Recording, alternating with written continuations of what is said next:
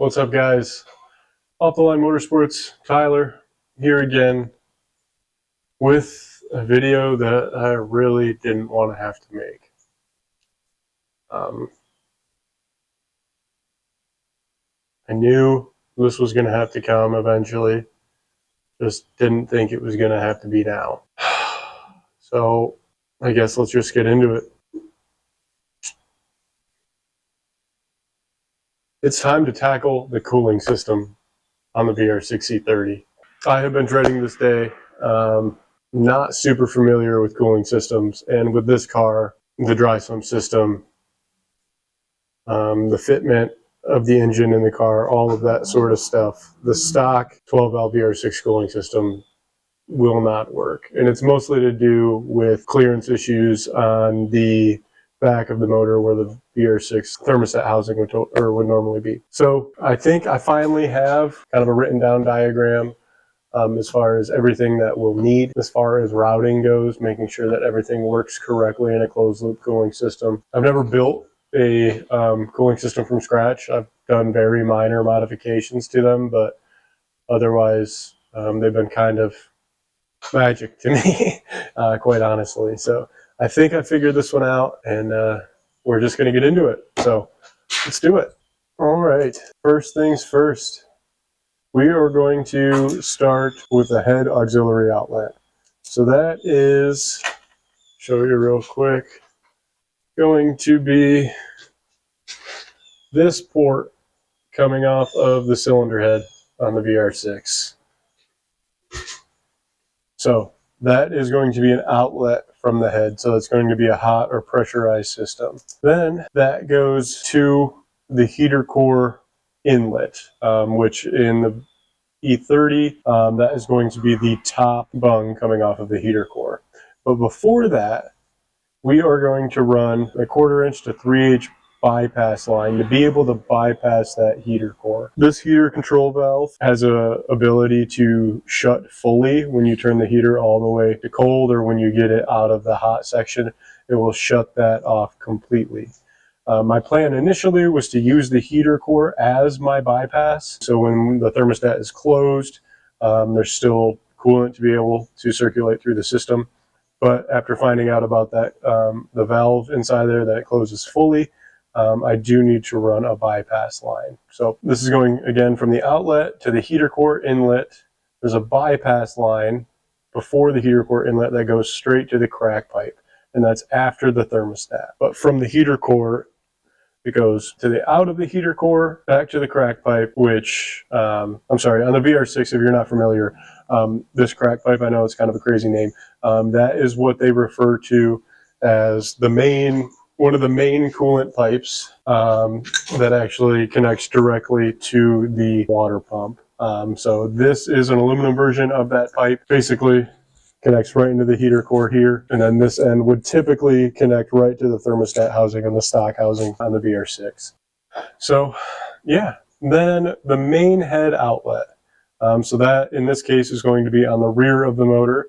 That's going to be where the majority of your main coolant flow is coming from. Basically, that is going to come from that outlet straight into the inline thermostat, and then from that inline thermostat, the hose is going to go to the radiator top, or the hot pressurized side of the radiator. Then cools down, and then from the radiator bottom goes back over to this crack pipe here and back into the water pump. This bypass line right here is all really that's going to be allowing flow when that thermostat is closed back to the water pump and circle through the head. So when the engine's in its warm-up cycle, that's where that coolant's going to be flowing. Could potentially flow through all of this depending on if I have the heater engaged or not. But yeah, so when that thermostat opens up, there's still going to be coolant flowing through this out of the auxiliary outlet, but the main head outlet will open up,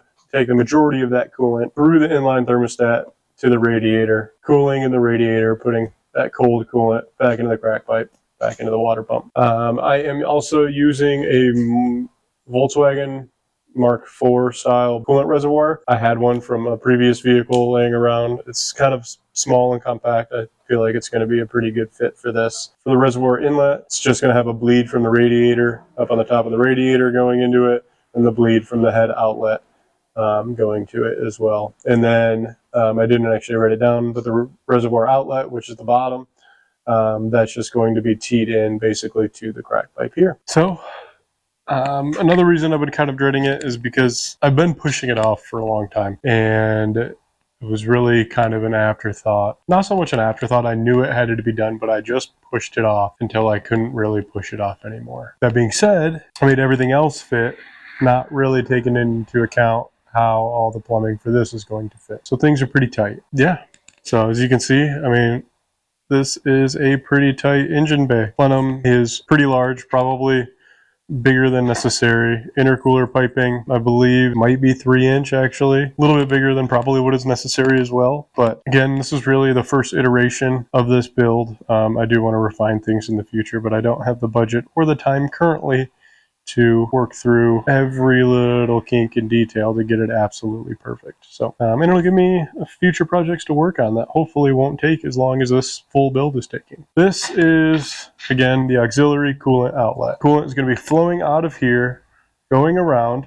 Then there'll be a T somewhere in to tee into the little bypass valve going into there. That top, I don't know if you guys can even see it, top heater core fitting right there. Then the bottom's going to come out and go straight to the crack pipe after the thermostat. Well, it's not even going to be, thermostat's not even in that line. So I guess after that is going to be not true. But yeah, so that's basically it for that part of the circuit. Then the head outlet, you can see it. Sorry, I tried to get my camera there.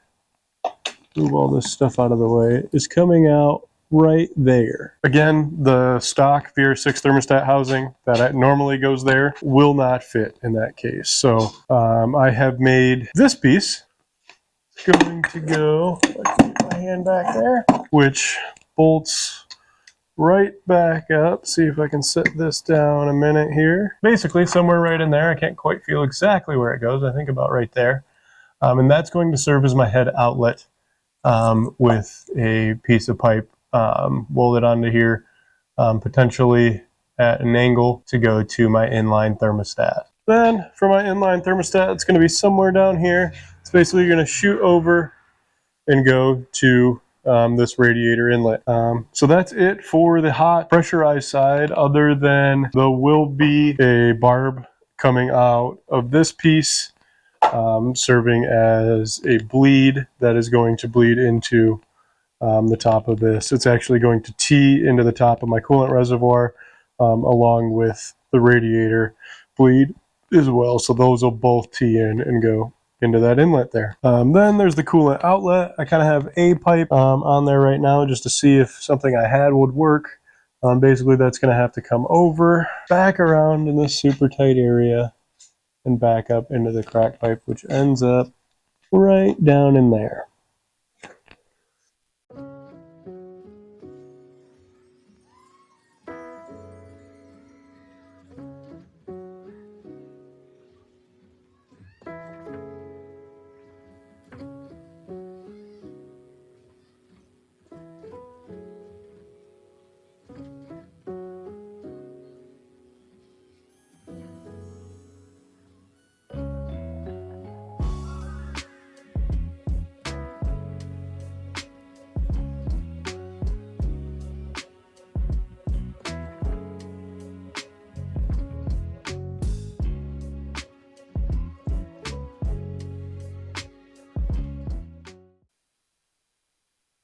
All right, guys, well, I have got the low pressure side of the plumbing pretty much done.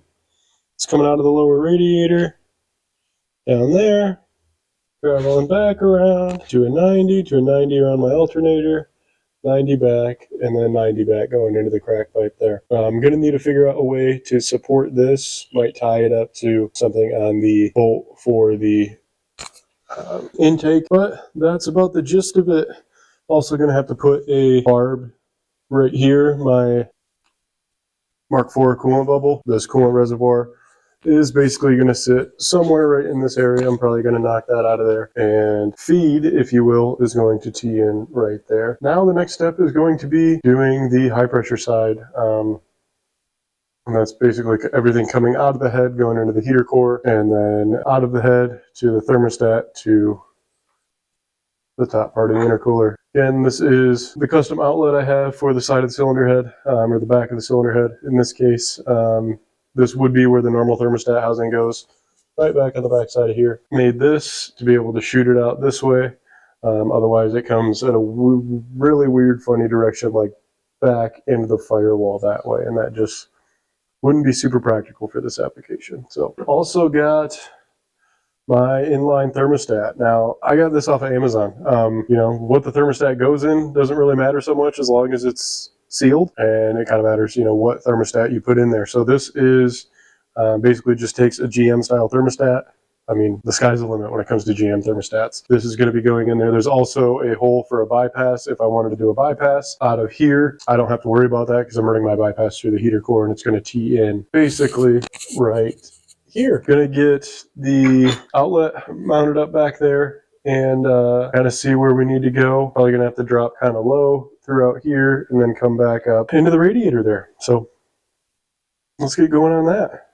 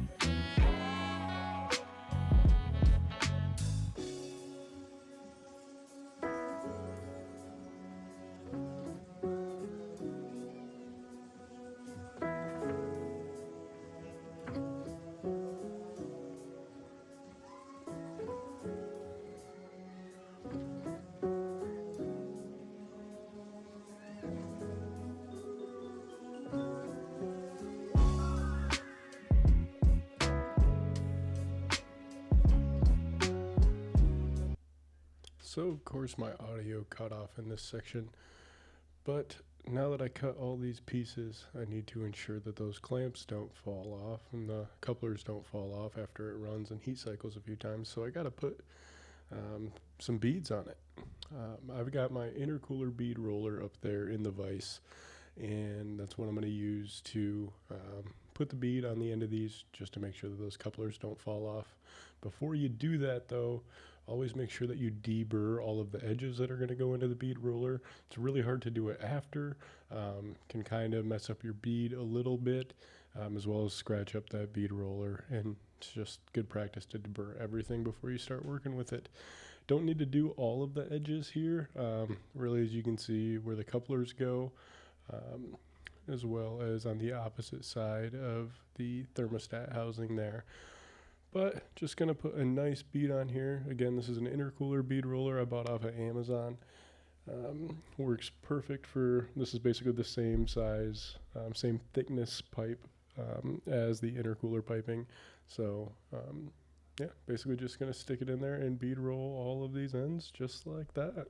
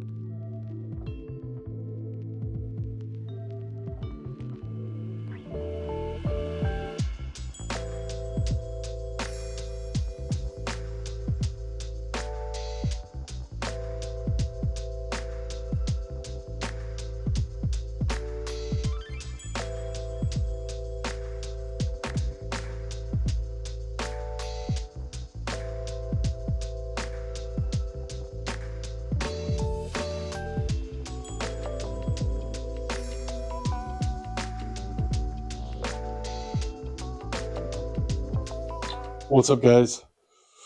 All right, well, the cooling system is about 95% of the way done. A couple little things I'm still waiting on, but other than that, the main section of it is complete. So please excuse the mess around my garage. It has been a wild couple months, and yeah, sorry this video kind of dragged out so long, but here we are. So let's start with kind of going through what I had to do in order to make this work and go from there. So, well, we'll start at the low pressure side and work our way to the high pressure side. First things first, got my radiator in, lower radiator hose coming out. So this is going to be, again, the low pressure side. After it comes out, real quick, I've got this barb here, try to get some light. So this barb coming up, and this is actually going to my turbo. Decided to just put the water cooling in the turbo because it's capable of it, and there's really no reason not to if I'm redoing the whole cooling system anyways. So low pressure side's going up and around, back over to this pipe here around the alternator and the AC compressor. This is actually going to tie into, this is actually a Mark V coolant bubble from a Volkswagen. Actually going to have a line going from here down into that port right there, and that is what's going to act as my overflow, air bleed, all of that sort of stuff. This is a completely closed loop system. So yeah, then wraps around, we're looking at this lower pipe here, wraps around as a 90 back over here and into the block. I'm using the stock end of a aluminum crack pipe to get into the block. I have got my bracket to hold that in place. That's going to sit on the outside of the intake manifold flange. So just going to use an intake manifold bolt through bolt right here and go from there. That is the main section of the low pressure side of the cooling system. Now for the high pressure side, we're going to start with the main section, and then we'll move on to secondary. So main section, I have got my custom block exit / thermostat housing delete that I made. So that's coming right out of the back of the block, going around into a Mazir thermostat housing. So this is a remote thermostat housing that takes just a standard old school GM style thermostat, available in any, I mean, really a bunch of different degree settings and all of that sort of stuff. I believe I have a 190 in there at the moment. It's kind of the closest I could find for the VR6. Then my thermostat is sitting with the back end of it this way, so that's where the wax plug and everything's at. You can see this little hose right here. This has got a barb going up into here. It's just a small little bypass line that goes down, all the way down there, back up into the bottom of the crack pipe here. So that just ensures that the thermostat is constantly receiving hot coolant going by, so it's going to be able to accurately read and open on time. So just a small little 1/4-inch bypass just to allow a little bit of fluid flow while that thermostat is closed. Then that just goes back straight up into the top port of the radiator. When that thermostat does get hot enough, opens up, it's going to go through the radiator, back to the cool system, and cool everything down like it should. The Volkswagens also have a secondary or auxiliary head outlet. So that's going to be this port right here. So this is a secondary hot side. So this is going to be coming out. It is teed down into the turbo. So that's going to keep coolant moving through the turbo, cooling that down a bit. It is still hot coolant, but it will have coolant flow pass through there. Basically, that's the only way to do it on the VR6 with the integrated water pump. It's going to have coolant flowing out of the head into the turbo and then back down into the cool side. Then wraps around over here. I have got another T in here that is going to go up over into the top port of the coolant bubble. That is going to be my bleed line. So that is basically the highest point of coolant coming out of the motor. So if there's any air bubbles or anything, they should all go up there and bleed into the coolant bubble. Then if you can go past that, it's going to go into the top port of the heater core, so I can still have heat in the motor, and then out the bottom back into the lower pipe. So that is going to act as a secondary bypass when the heater core is open. On these E30s, the way that the heater core works is it's actually got a valve in there. So with your little dial selecting the heat, if you were to turn it all the way to cold, it actually completely blocks flow to the heater core. So that circuit, or at least that portion of the circuit, will be basically useless when that is turned all the way to cold. So that's why we definitely have to have that secondary coolant bypass around the thermostat, just making sure there is some coolant movement throughout the motor. It will also be forced to flow through the turbo. So I've got 2 1/4-inch lines allowing flow when that heater core is closed. So should be plenty to still keep things moving during the warm-up process and anytime the thermostat is not open. Yeah, so we've got that one bleeder line that's going to wrap up over to the top of the coolant bubble. Also going to have to tee in the overflow line out of the radiator. That is going to tee into that as well. But other than that, that's pretty much it. I am actually going to flip this fan over to the other side of the radiator. After doing some research on this fan, it is possible to reverse the polarity and make it a pusher style fan. We'll lose a little bit of efficiency, but I'm going to free up almost 2 inches in front of the motor, which is going to help a lot as far as intercooler placement and all of that sort of stuff. So I'm going to do that. If I have any overheating problems due to the fan anyways, I will probably replace it with a dedicated pusher style instead of making my puller a pusher. But yeah, so that is pretty much the gist of it. It was kind of a headache to figure out how all of this needed to be ran in order to make it work properly, but I think finally got it straightened out.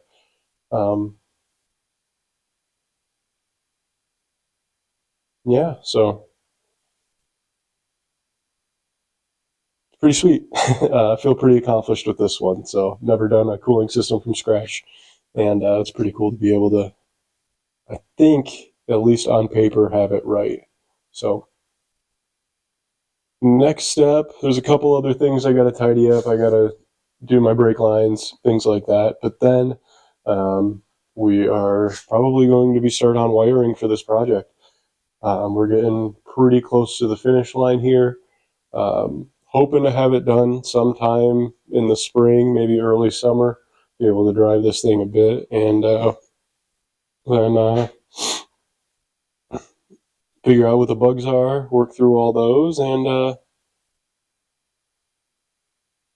take it day by day from there. So once again, thank you guys for watching. Don't forget to like, follow, subscribe. Sorry for the delay in videos. Just fortunately, well, not unfortunately, I've got kids and a family and a house and a full-time job. So this just is what it is. Thanks for sticking with it. And hopefully we will get this thing on the road soon. Rock on, guys. Until next time. Thanks.